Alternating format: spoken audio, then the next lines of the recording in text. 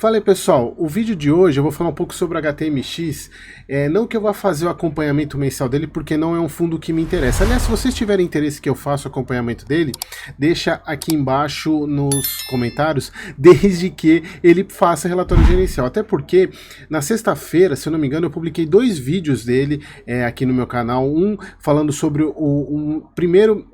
os motivos que eu achava que a queda dele, exatamente porque eu peguei até o último relatório dele é de agosto, aí depois eu coloquei um outro vídeo que eu peguei, dei uma estudada a mais, teve a questão da MP 1202, que foi sobre foi uma MP que o Fernando Haddad, o ministro da Economia, editou, publicou, tirando a isenção, na verdade, de vários benefícios, né, fiscais de alguns setores, inclusive no setor de hotel. Então a indústria hoteleira chiou bastante sobre isso, até cobrando uma posição do Congresso, porque foi uma lei que foi instituída, acho que foi no governo Bolsonaro, que era para recuperação do setor, principalmente depois da pandemia. E aí algumas explicações do porquê da queda, um fundo sem relatório gerencial, o último relatório gerencial de agosto.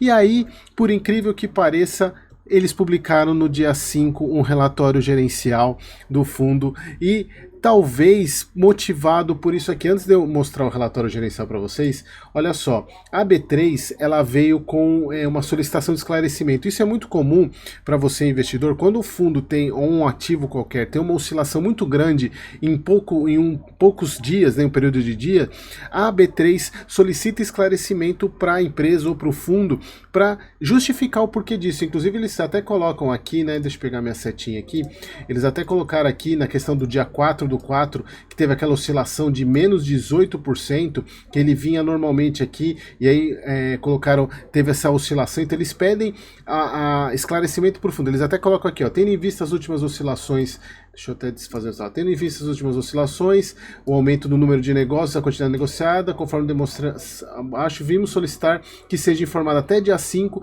se há algum fato de conhecimento que possa justificá-los. Então eles mandaram essa correspondência. Não sei que dia que foi que eles mandaram, mas se eles solicitaram até o dia 5, então eles devem ter solicitado ou no dia, ou isso foi na sexta-feira, né? Então eles devem ter solicitado no dia 4, no final do dia 4, e aí exatamente por causa dessa questão dos 18% negativo, né, de oscilação, e eles colocaram aqui que a administração não tem conhecimento ou fato relevante que possa justificar o valor da cota do fundo. E por incrível que pareça, logo depois soltaram o relatório gerencial do HTMX, o que é bem estranho, né? Porque ele já vinha sem relatório gerencial desde agosto, e aí soltaram o relatório gerencial referente a novembro.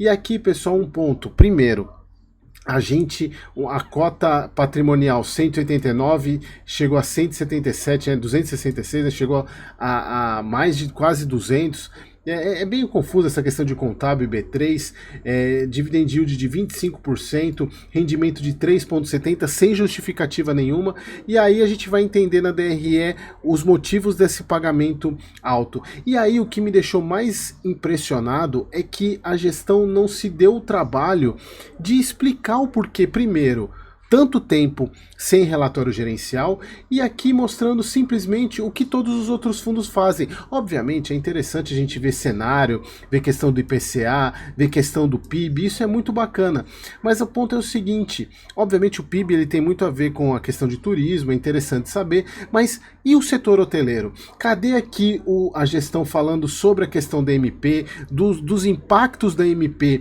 para o setor hoteleiro? Cadê a gestão falando sobre isso? Tá falando nada. E também até para justificar o porquê desses altos rendimentos aqui. Ela não falou nada. Simplesmente falando, no mês de novembro, o que até a inflação nos Estados Unidos, é até interessante a gente saber isso, mas o que isso impacta na vida dos hotéis aqui, diretamente.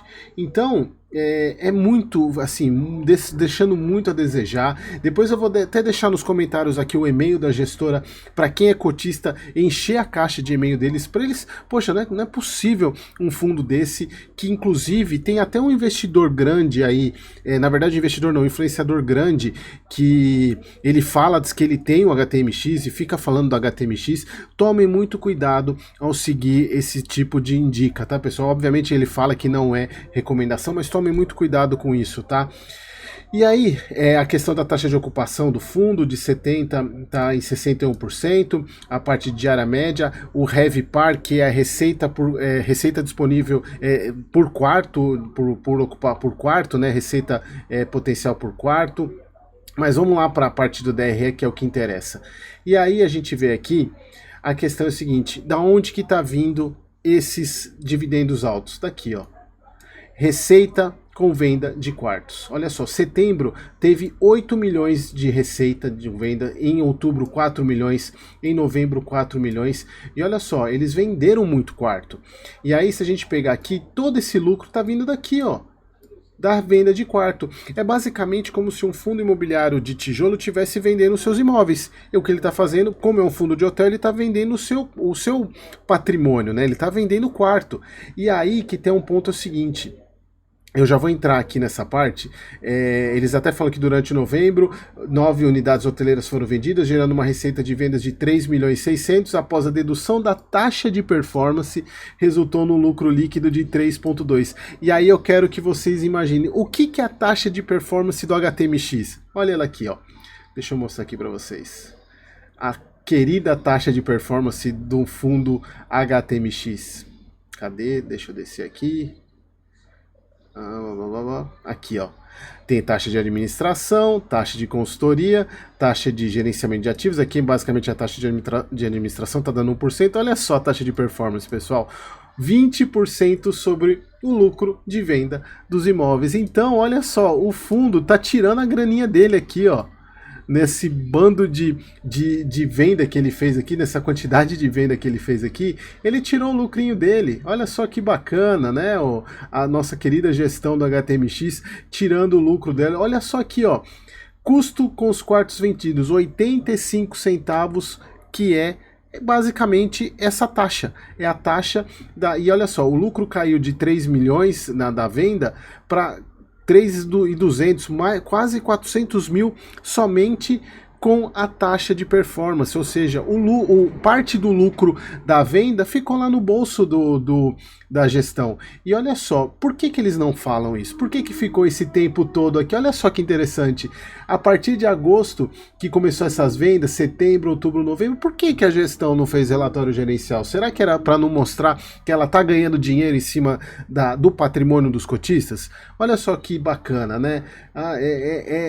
Assim, chega a um ponto que chega a ser ridículo esse tipo de situação. E aí, pessoal, eu queria mostrar para vocês aqui um ponto, até para vocês entenderem como é que a gente precifica um fundo desse. Eu vou até mostrar no Excel aqui, porque é o seguinte, pessoal, receita com venda de quartos, isso é receita não recorrente. Então você não pode usar esse tipo de receita para precificar um ativo, porque em tese isso não era para ser... recorrente, porque aqui, se a gente pegar setembro, outubro e novembro, tá recorrente isso, mas não é recorrente, porque é como se a gente pegasse o HGLG e ele começasse a vender imóvel. Quando, por exemplo, teve aquele distribuição ano passado da LZR, que um mês foi para R$5 o distribuição, que ele vendeu o imóvel, acho que é o Clariant, se eu não me engano, que o pagamento foi R$5 e o normal é ele pagar 70, 80 centavos. Esse pagamento é não recorrente. O problema é o seguinte: o mercado está precificando ele, chegou a precificar ele a R$200 exatamente por causa de incluir esse valor de não recorrente como recorrente, ou seja, como se fosse parte da receita operacional do fundo. Isso não é receita operacional do fundo. Tanto é que quando a gente fala do... Como é que chama o indicador mesmo? O FOO. Tava tentando lembrar que o FOO, que é o Funds from Operation. Você pega a receita operacional e você tira a parte de venda de imóvel, para você poder saber qual é a receita de fato daquilo que o fundo está gerando da sua operação, que é a parte imobiliária. No caso do fundo de hotel, é receita diária. Se você usa o FFO para poder fazer o cálculo que é o que eu vou mostrar para vocês aqui, você tem que descontar isso, porque se a distribuição está acima do FFO, como está acontecendo aqui, e de forma perene, não é sustentável, porque uma hora isso vai acabar, senão vai acabar o fundo, continuar vendendo o quarto desse jeito. E aí, como é que a gente vai calcular o preço do HTMX para vocês terem uma noção? Basicamente, se a gente pegar aqui, olha só, ele teve receita de diária 1.09. Deixa eu ir lá pro Excel. Então, 1.09. Deixa eu dar um zoom aqui. 1.09. Vamos pegar aqui. Isso aqui não entra. Isso aqui não entra, porque isso aqui não é receita operacional do fundo. Esse custo também não é operacional, porque ele faz parte da taxa de performance. Isso aqui é operacional porque é receita do caixa do fundo, então ele faz parte da operação, porque é o dinheiro que ele pode usar para fazer. Então a gente considera isso como a parte operacional. Então mais 0,10. 0,10. Vamos voltar lá. Bom, e a gente precisa tirar a despesa, que seria a taxa de administração. Eu não vou incluir essas outras despesas aqui, porque eu não faço ideia do que seja essas outras despesas, então vamos tirar esse 0,13 aqui. Então, menos 0,13. Então, se a gente somar isso daqui, só para a gente saber quanto que está dando o rendimento, mais ou menos, desse fundo. Então, a gente só soma. Soma, não soma. Então tá dando 1.6. Vamos supor que esse seja o pagamento, dele para os 12 meses. Então vamos pegar 0.06 e multiplicar por 12. Então a gente tem 12.72 de taxa de pagamento de dividendos.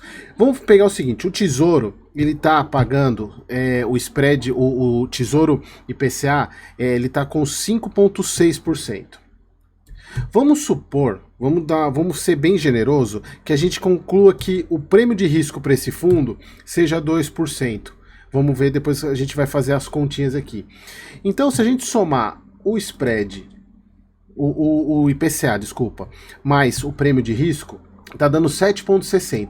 Então, qual seria o preço máximo que a gente poderia pagar nesse fundo? É só dividir 12 por ele, R$167. Então, em tese, esse seria o preço do HTMX para você ter um prêmio de risco 2. Mas eu acho que é mais arriscado, então vamos colocar 3% de prêmio de risco. Para quanto que o 147? Então, pessoal, aqui é só para vocês mais ou menos como que a gente calcula o preço máximo de um fundo imobiliário pelo FFO, né, pelo quanto que ele está gerando de receita por cota, e aí inclusive é isso que eu ensino, é calcular esse prêmio de risco na mentoria, é um dos pontos que eu ensino na mentoria, mas eu estou sendo bem generalista aqui, tá? Então, pessoal, vamos voltar para 2%, só para a gente ser bem, não ser tão restritivo assim. Então, em tese, o preço do HTMX era para ser 167 e ele estava sendo negociado a R$200. Exatamente por quê? Por causa da questão de estarem incluindo no valor do FFO, do geração de receita, o não recorrente, o pagamento de venda de quarto. E isso, pessoal, não pode acontecer. Por isso que o fundo teve essa oscilação e vai cair. Então, pessoal, prestem muito atenção. Quando você for calcular para um hotel, na verdade um fundo, para você calcular o quanto que ele de fato vai, usem a receita operacional do fundo. No caso de um fundo de locação de um prédio, de galpão logístico, você vai usar a receita imobiliária e pode usar também a parte de receita de renda fixa, que é o caixa do fundo, que faz parte da operação dele, mas nunca usar o que não é recorrente. Então é por isso que esse fundo ele subiu tanto, porque isso daqui se tornou recorrente para muitas pessoas, até porque não tinha como saber, porque o fundo não divulgou isso. Então, pessoal, acompanhem isso aqui, a questão. E olha só, e outro ponto que chama atenção também, vai que essa queda fosse justificada por um problema do fundo, que a gente não sabe o que é. Então, prestem atenção nisso, porque o fundo precisa divulgar relatório gerencial. E aí, pessoal, só para finalizar aqui, que eu já quero pôr um ponto para vocês aqui, não vou entrar muito nos detalhes desse ponto, desse relatório aqui, mas o que eu quero mostrar para vocês é o seguinte. Primeiro, eu vou deixar aqui nos comentários o e-mail da gestão, para vocês mandarem e-mail cobrando satisfação. Obviamente, o fundo imobiliário ele não é obrigado a emitir relatório gerencial, mas um ponto que eu falo para os meus alunos na mentoria você pelo menos precisa ter um investimento em um fundo imobiliário, o relatório gerencial, porque é com base nele que você faz todos os cálculos para saber o preço máximo, é com base nele que você calcula o prêmio de risco. Sem relatório gerencial não tem como saber se o fundo está barato ou está caro.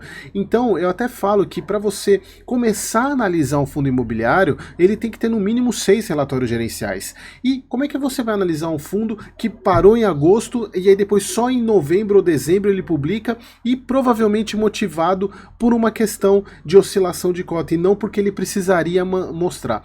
Então, pessoal, o vídeo que eu queria trazer para vocês do HTMX era esse. Se vocês quiserem que eu continue analisando o HTMX, deixa aqui nos comentários. Obviamente, eu não dependo só desses comentários, eu preciso que o fundo divulgue relatório gerencial. A gente vai continuar acompanhando e espero vocês no próximo vídeo.